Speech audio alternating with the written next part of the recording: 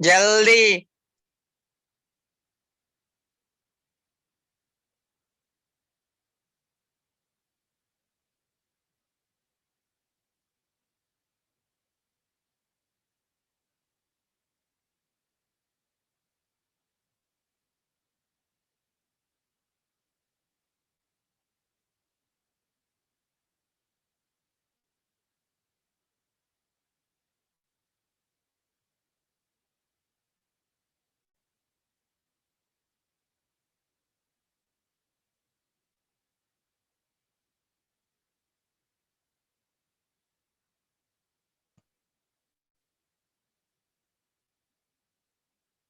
जल्दी।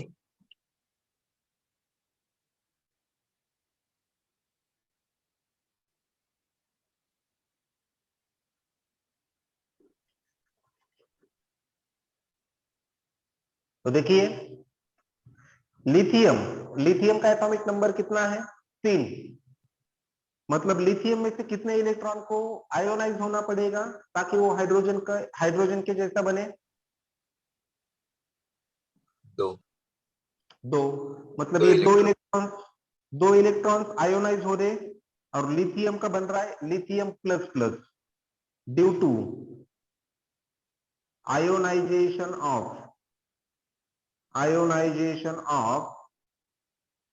2 electrons. Ionization of क्या बेटा? 2 electron. Are you getting? Yes sir. तो लिथियम प्लस प्लस, और इसे कहा जाता है डबली आयोनाइज्ड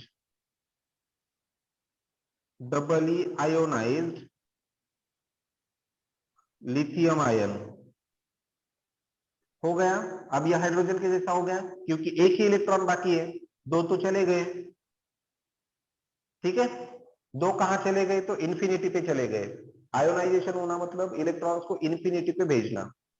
उसके बाद थर्ड आपका एलिमेंट आएगा बेरिलियम। बेरिलियम का एटॉमिक नंबर बोलो कितना है? बेरिलियम का एटॉमिक नंबर, बेरिलियम का atomic number Z is equal to कितना? Z is equal to 4। मतलब आउटर मोस्ट ऑर्बिट में कितने इलेक्ट्रॉन? 4। 4। 4 इलेक्ट्रॉन, 1, 2, 3 और ये 4। तो इन तीनों को आयोनाइज होना पड़ेगा, तो ही ये हाइड्रोजन के जैसा बनेगा। मतलब इन्फिनिटी पे जाना पड़ेगा। तो 3 इलेक्ट्रॉन जा रहे हैं, मतलब बेरिलियम बन रहा है बेरिलियम प्लस प्लस प्लस, मतलब due to loss of 3 electrons. और ये जो बन रहा है इसे कहा जाता है ट्रिपली आयोनाइज्ड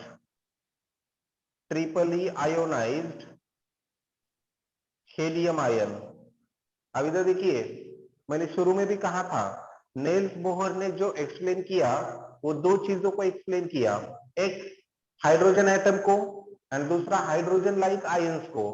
हाइड्रोजन एटम मतलब जिसके आउटर मोस्ट ऑर्बिट में 1 इलेक्ट्रॉन होगा, एंड हाइड्रोजन लाइक आयंस मतलब जिनके आउटर मोस्ट ऑर्बिट में भले ही कितने क्यों ना इलेक्ट्रॉन्स हो, लेकिन हमारे रिक्वायरमेंट के अकॉर्डिंग उन्हें क्या करना होगा? आयोनाइज करना होगा। आयोनाइज क्यों करेंगे? ताकि वो एलिमेंट, वो एटम किसके जैसा बन सके?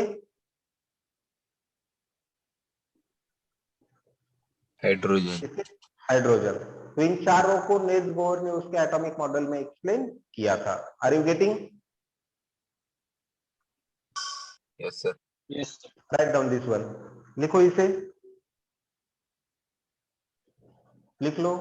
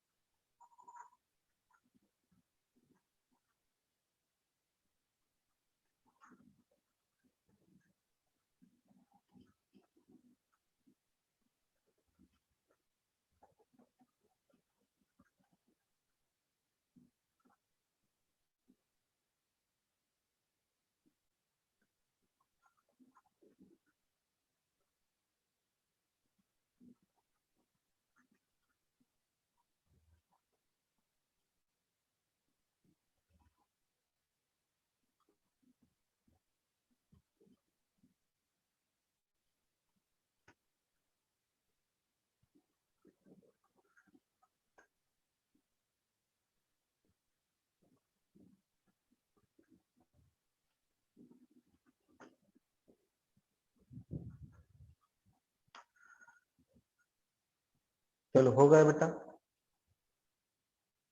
Yes sir.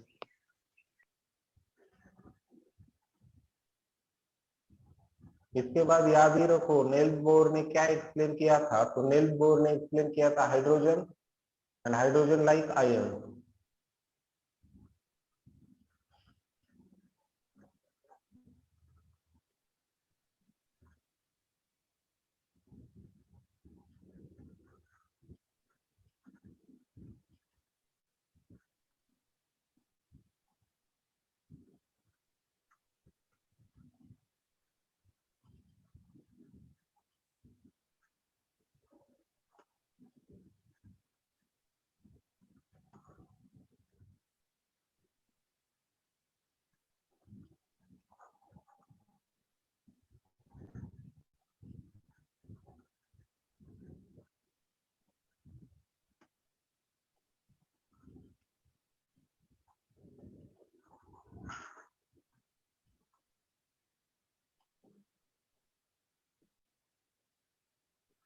चलो रब कर दो इसे।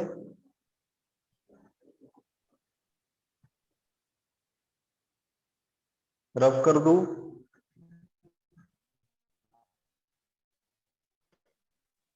यस सर, कर दो।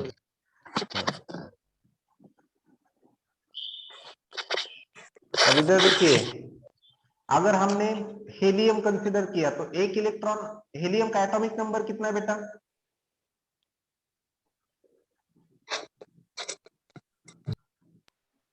हीलियम का एटॉमिक नंबर कितना है? 2। दो। अब एक इलेक्ट्रॉन आयोनाइज होने के बाद उसका एटॉमिक नंबर कितना होगा?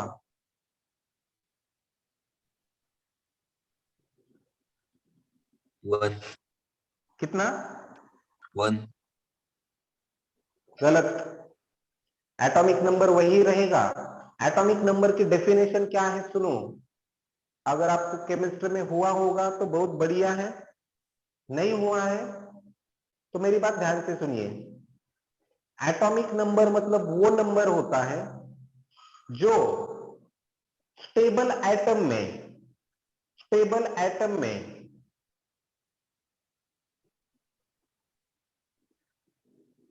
एक तो इलेक्ट्रॉन की संख्या या फिर प्रोटॉन की संख्या क्या करता है? दर्शाता है। अब यहां पे देखिए, ये हेलियम के जो एटम बन रहे He+, ये स्टेबल है या अनस्टेबल है? अनस्टेबल है ना? Yes sir. क्या है? ये अनस्टेबल है। अनस्टेबल क्यों? क्योंकि उनमें से इलेक्ट्रॉन जा रहे आ रहे। तो एटॉमिक नंबर की डेफिनेशन होती है number of protons inside the nucleus. Nucleus के अंदर जितने प्रोटॉन होंगे उतना उस एलिमेंट का एटॉमिक नंबर होता है। अब यहाँ पे सिर्फ इलेक्ट्रॉन का आयोनाइजेशन हो रहा है, प्रोटॉन का आयोनाइजेशन हो रहा है क्या? प्रोटॉन का लॉस हो रहा है क्या? प्रोटॉन निकल के जा रहे हैं क्या? नो। नहीं। नहीं। मतलब एटॉमिक नंबर उनके वही रहेंगे। नहीं तो आप कहेंगे हीलियम का एटॉमिक नंबर शुरू में 2 था, एक इलेक्ट्रॉन चला गया तो Z=1 हुआ। गलत। आप कहेंगे लिथियम का एटॉमिक नंबर 3 है, 2 इलेक्ट्रॉन चले गए तो 1 हो गया। गलत। 3 ही रहेंगे, 3 ही एटॉमिक नंबर रहेगा।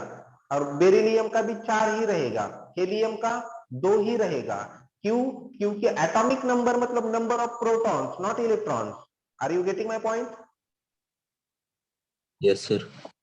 Yes sir. ठीक है। तो ये तो था जस्ट कुछ बैकग्राउंड हमें नेल्स बोर एटॉमिक मॉडल समझने के लिए। अब एक्चुअल बात करेंगे हम नेल्स बोर एटॉमिक मॉडल में नेल्स बोर ने कैसे एटम को एक्सप्लेन किया था। ठीक है। Nails bore atomic model, nails bore ने क्या क्या बताया था, क्या क्या एक्सप्लेन किया था रिगार्डिंग विथ दैट। ठीक है।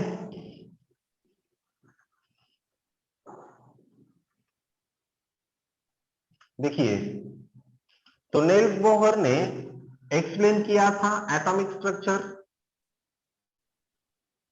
एटॉमिक स्ट्रक्चर किसका? एटॉमिक स्ट्रक्चर तो first hydrogen atom and second hydrogen like ions. अब ये हाइड्रोजन लाइक आयंस कौन से? तो कौन से बेटा? Singly ionized helium ion, doubly ionized lithium ion and triply ionized beryllium ion. Are you getting? ये हमने अभी अभी डिस्कस किया है। तो Niels Bohr explain atomic structure, किसका एटॉमिक स्ट्रक्चर? तो एक हाइड्रोजन एटम का एंड दूसरा हाइड्रोजन लाइक आयंस का। Are you getting my point? Yes, sir. Yes, और sir. इन दोनों के एटॉमिक स्ट्रक्चर्स को एक्सप्लेन करने के लिए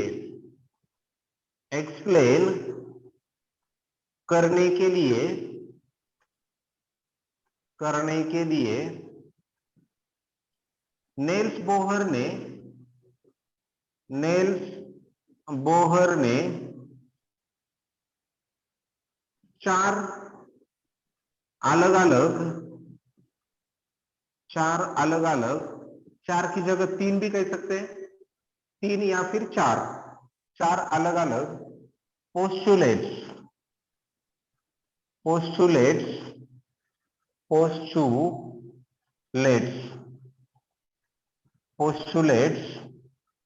का मतलब विधान, स्टेटमेंट किए थे। Are you getting my point? Niels Yes, Bohr sir. ने Yes, sir. इन्हें एक्सप्लेन करने के लिए कितने पोस्टुलेट बताए थे? वैसे तो तीन ही बताए थे, लेकिन तीसरा जो पोस्टुलेट है उसको डिवाइड करके चार बनाए जाते हैं। तीन कहो या चार कहो, तीन कहेंगे तो भी ठीक है, चार कहेंगे तो भी ठीक है, हम वैसे चार देखेंगे। ठीक है, तो पोस्टुलेट का मतलब चार अलग अलग क्या किए थे? विधान किए थे।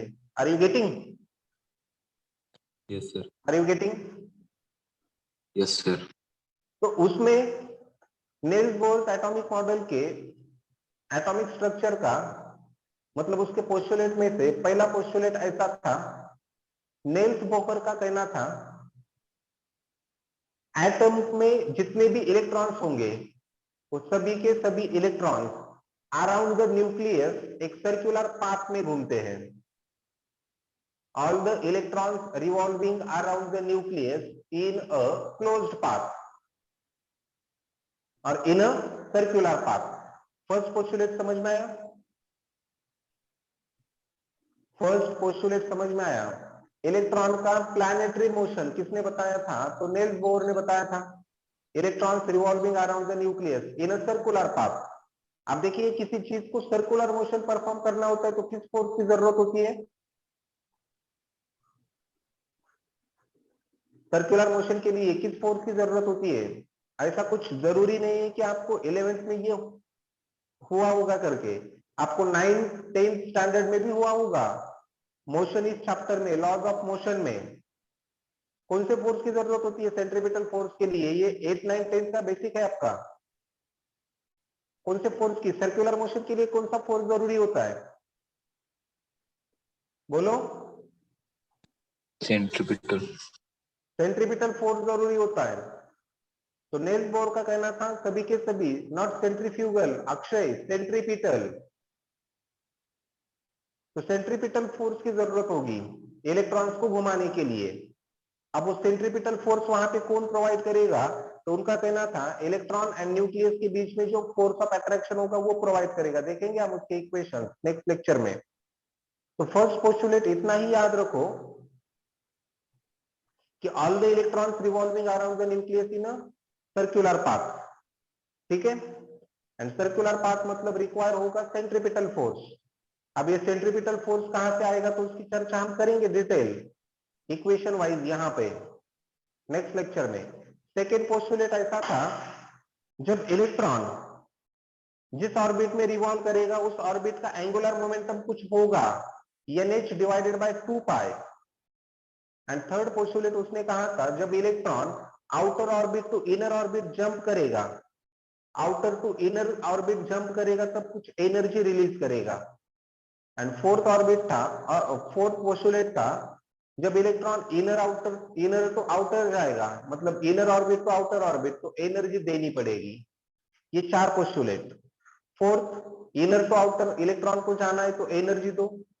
थर्ड, आउटर टू इनर आना है तो एनर्जी को रिलीज करो। Second, angular momentum of revolving electron is equals to nh by 2 pi, and first all the electrons revolving around the nucleus. Are you getting? Yes, sir. तो Yes, आज sir. के lecture में हम इधर ही रुकेंगे, इन postulate के बारे में कल चर्चा करेंगे, ठीक है? Bye bye and good day.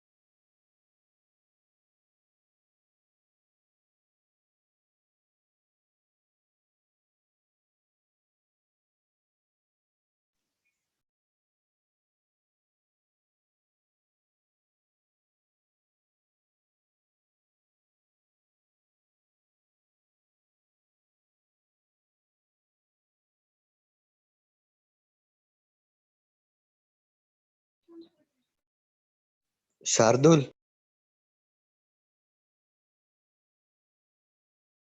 Rahul.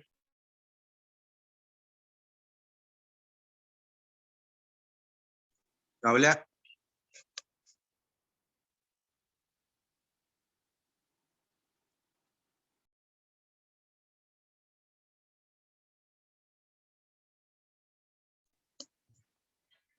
Rishikesh sir.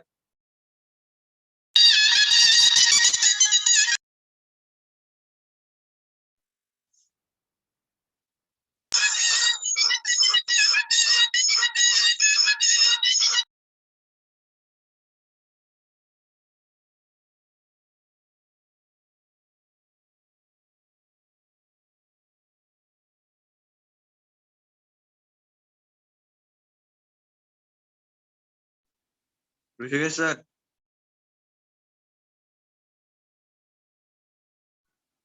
Rishikesh sir. Shardul. Rishikesh sir.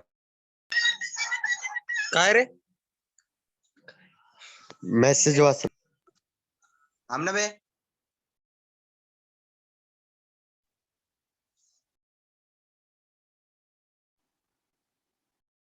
Sir. और सर.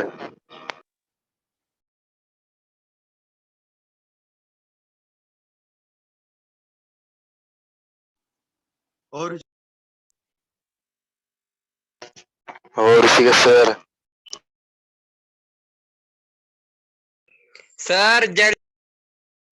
सर जल्दी